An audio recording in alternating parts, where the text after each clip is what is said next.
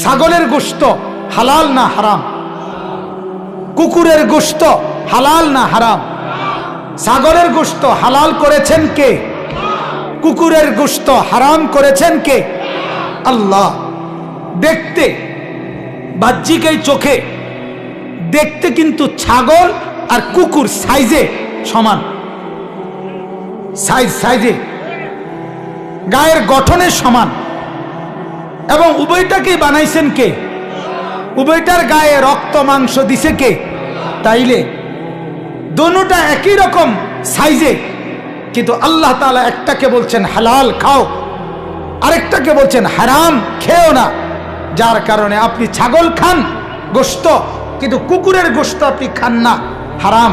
তাহলে আল্লাহ বলার কারণে ছাগলের গোশত খান, আল্লাহ বলার কারণে কুকুরের গোশত খান না। তাইলে আল্লাহ বলার কারণে ব্যবসা করেন, তাহলে আল্লাহ বলার কারণে সুদ ছাড়েন না কা? কথা বলেন না কেন? তাইলে যেই ব্যক্তি আল্লাহ বলার কারণে কুত্তার গোশত খায় না, অথচ আল্লাহ নিষেধ করার কারণেও সে সুদ খায়, তার কাছে সুদ আর কুকুরের গোশত বরাবর হয়ে গেল, বরাবর। প্রথম ভাগে হলো এমন কিছু বিষয় যেগুলোর উপরে বিশ্বাস করতে হয়, আল্লাহর প্রতি, ফেরেশতাদের প্রতি, নবী এবং রাসূলদের প্রতি, আল্লাহ তাআলার পক্ষ থেকে প্রেরিত আসমানি কিতাবসমূহের প্রতি, আখিরাত দিবসের প্রতি, কবর থেকে পুনরায় উঠানো হবে এটার প্রতি, তাকদীরের ভালো মন্দ আল্লাহর পক্ষ থেকেই হয় এই কথার প্রতি, এগুলো ঈমান, আকায়েদ, বিশ্বাস, এগুলোর বিস্তারিত ব্যাখ্যা, জানা বুঝা মানা। 2 নাম্বার ইবাদাত, কিছু আমল, ওযু, গোসল, নামাজ, যাকাত, রোজা, হজ, উমরা, দান, সাদাকা, জিকির, তেলাওয়াত, তাসবিহ, তাহলিল ইত্যাদি ইত্যাদি। এগুলো কি বলেন না? আমল, ইবাদাত, এগুলোর বিস্তারিত জানা মানা। 3 নাম্বার মুআমালাত, লেনদেন। মানুষ মাত্রই সমাজবদ্ধ জীব, মানুষ একাকী থাকে না, মানুষ একাকী চলেও না, মানুষের জরুরত একাকী পূরণ হয় না, সম্ভব। আপনি আপনার যাবতীয় কিছু আপনিই করবেন, জুতাও সিলাইবেন আমনে, তরকারিও করবেন আমনে, ফসলও ফলাইবেন আমনে, হ্যাঁ, কাপড় চোপড় উৎপাদনও করবেন আমনে, সম্ভব না। সম্ভব এটা না। মানুষ সমাজবদ্ধ, এই সমাজের মানুষগুলোই মিলেমিশে একজন আরেকজনের কাজ করে দিচ্ছে আল্লাহরই কুদরতে। নাহনু কাসামনা বাইনাহুম মাঈশাতাহুম ফিল হায়াতিদ দুনিয়া। কোরআনে আল্লাহ বলেন দুনিয়ার জীবনে কে কি উপার্জন করবে, কোন রাস্তায়, কোন জিনিস, আল্লাহ তাআলা বলেন এটা আমি বন্টন করে দেই। সুবহানাল্লাহ, এটা বড় আশ্চর্য হায়াত। আল্লাহ তাআলা মানে এই যে বেটা যে রিকশা চালা, আল্লাহ তাআলা মানে আমি এটা তার দিলে ঢুকাইছি। ওইটা যে ফ্যাক্টরির কাজ করে, এটা আমি তার দিলে ঢুকাইছি। ওইটা যে জুতা সিলায়, এটা আমি তার দিলে ঢুকাইছি। ওইটা যে সিমেন্টের ফ্যাক্টরিতে কাজ করে, এটা আমি তার দিলে ঢুকাইছি।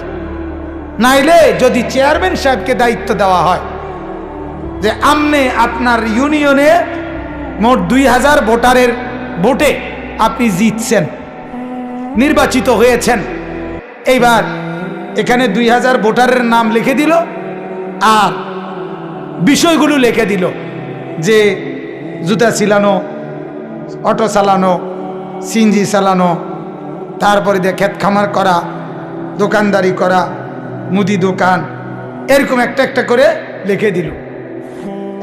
স্যার আপনি বন্টন করে দেন কে কোনটা করত। আপনি ভাবেন তো, উনি যদি প্রথমে একজনটা কয় যে বিসমিল্লাহ কইয়া শুরু করে, তুমি জুতা সিলাইবা, হ্যাঁ হাইতে বেটা কি করবে?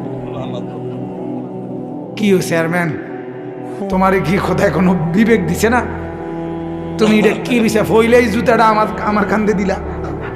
তুমি এতটি মানুষের ভিতরে শেষ পর্যন্ত বুঝি আমারে, আমি কি ভোটটা অর্ধেক দিছি?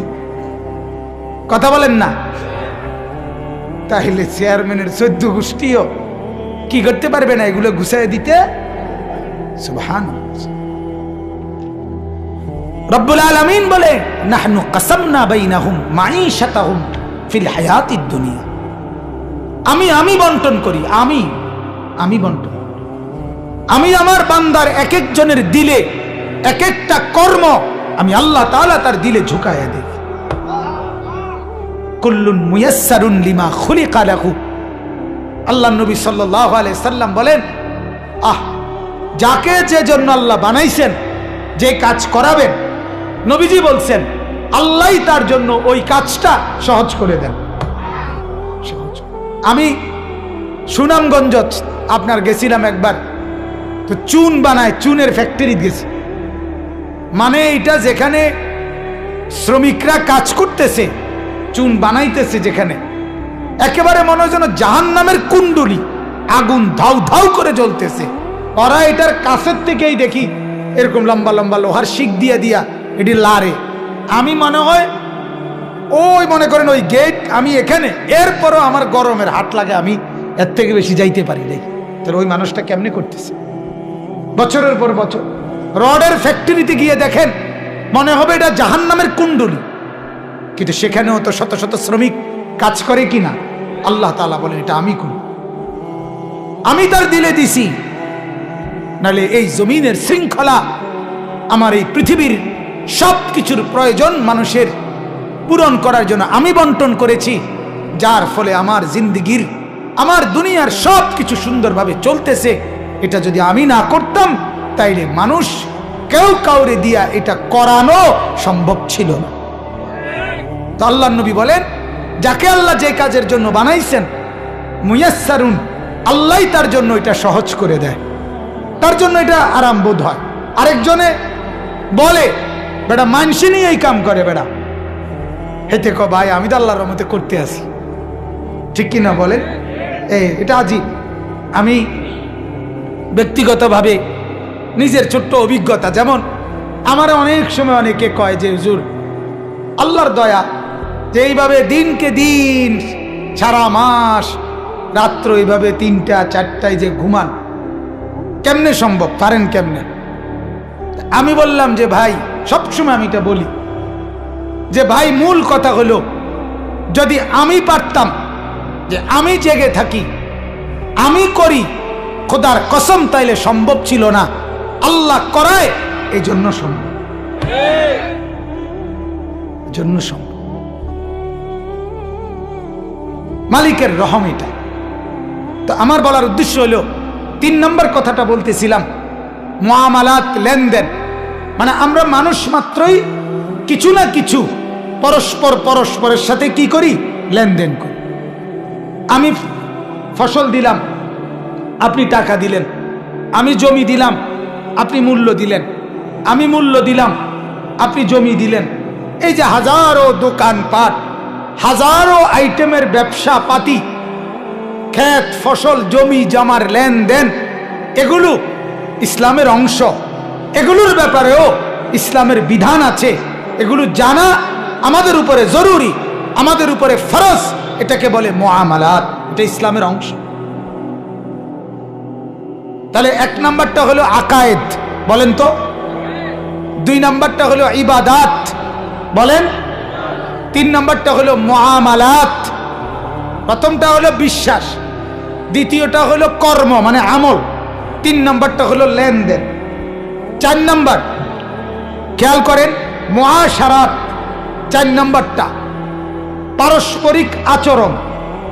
আচরণ, ইনি আমার মা, এই মার সাথে আমার আচরণ কি? ইনি আমার আব্বা, আব্বার সাথে আমার কি আচরণ?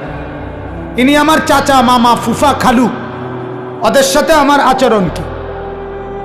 উনি আমার প্রতিবেশী, ওনার সাথে আমার আচরণ কি হবে? ইনি চেয়ারম্যান, তো ওনার সাথে আমার আচরণ কি হবে? উনি আলেম, ওনার সাথে আমার আচরণ কি হবে? উনি রাস্তার পথিক, ওনার সাথে আমার আচরণ কি হবে? উনি আমার স্ত্রী, তার সাথে আমার ব্যবহার কি হবে? এ আমার ছেলে মেয়ে, এর সাথে আমার আচরণ কি হবে? এই যে আচরণ, কার সাথে কি আচরণ, না সবার সাথে সমান?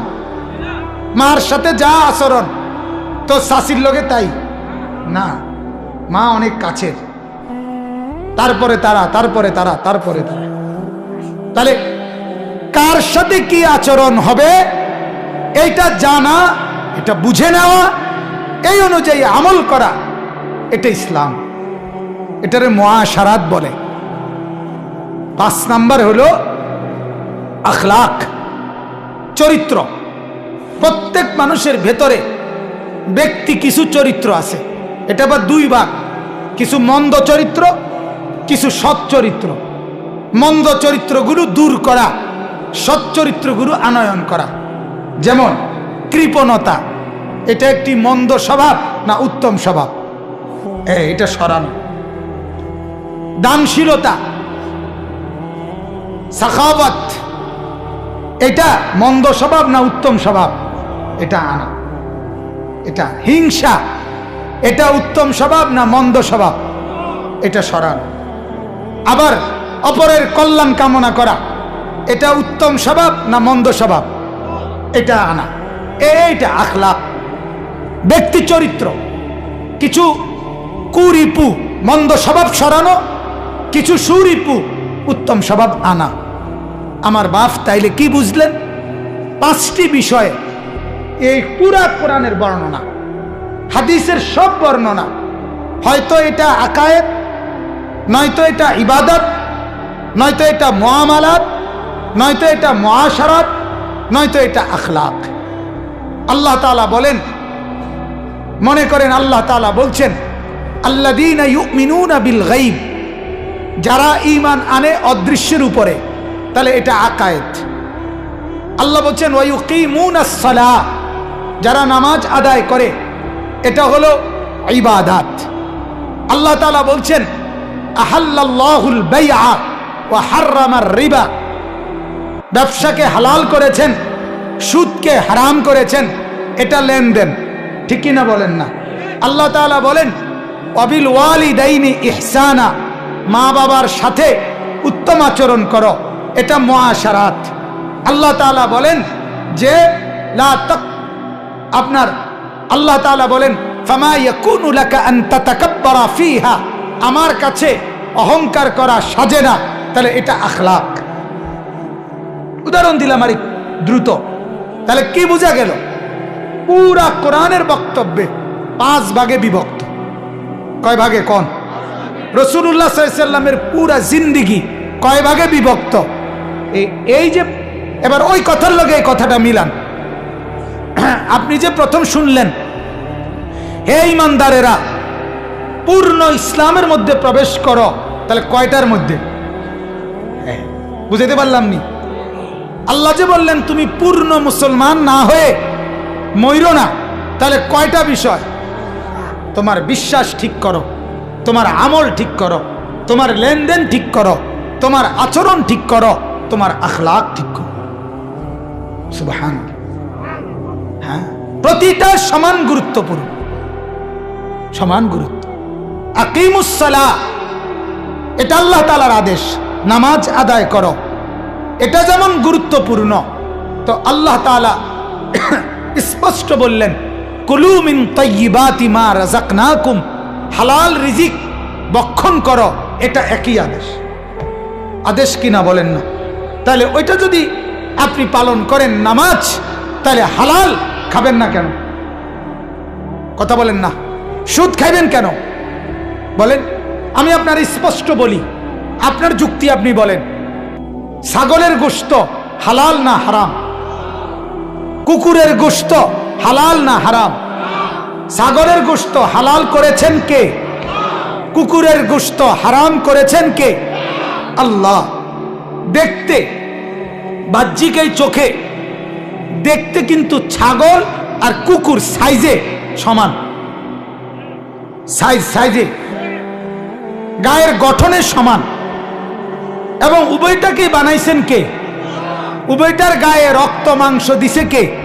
তাইলে দোনোটা একই রকম সাইজে, কিন্তু আল্লাহ তাআলা একটাকে বলছেন হালাল খাও, আরেকটাকে বলছেন হারাম খেও না, যার কারণে আপনি ছাগল খান গোশত, কিন্তু কুকুরের গোশত আপনি খান না, হারাম। তাহলে আল্লাহ বলার কারণে ছাগলের গোশত খান, আল্লাহ বলার কারণে কুকুরের গোশত খান না, তাইলে আল্লাহ বলার কারণে ব্যবসা করেন, তাহলে আল্লাহ বলার কারণে সুদ ছাড়েন না কা? কথা বলেন না কেন? তাইলে যেই ব্যক্তি আল্লাহ বলার কারণে কুত্তার গোশত খায় না, অথচ আল্লাহ নিষেধ করার কারণেও সে সুদ খায়, তার কাছে সুদ আর কুকুরের গোশত বরাবর হয়ে গেল, বরাবর বরাবর। বেটা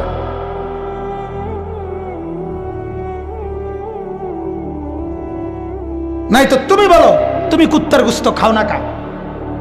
আল্লাহ হারাম করছে দেখেই তো খাও না। কথা বলেন না কেন? তাহলে আল্লাহ সুদ হারাম করে নাই, তো এটা খাও কা? এটার কি কারণ হইতে পারে? অতএব একটা উদাহরণ দিলাম, আমাদের জিন্দিগির এটা দরকার। আমার বাপ আমাদের অনেক বড়, আমরা যারা মাশাআল্লাহ কিছু মানুষ তো আলহামদুলিল্লাহ আছি, নিজেদেরকে নামাজি দিনদার মনে করি, সমাজের মানুষও মনে করে মাশাআল্লাহ উনি ভালো মানুষ, নামাজি মানুষ, মাশাআল্লাহ নামাজি ঠিক আছে। কিন্তু ইসলাম তো শুধু এই একটাকে বলে না। কথাটা আমার বুঝছেন কিনা বল? আপনি নামাজি মানুষ, আমিও বললাম আপনি নামাজি, আপনি প্রথম কাতারেই নামাজ পড়েন, ঠিক আছে, এটা তো আমি মানছি, এটাতে ভালো কথা, কিন্তু ইসলাম শুধু এতটুকুর নাম না। ইসলাম ওই পাঁচটাকে পুরাপুরি মেনে নেওয়া, নিজের জীবনে বাস্তবায়ন করা, এটার নাম।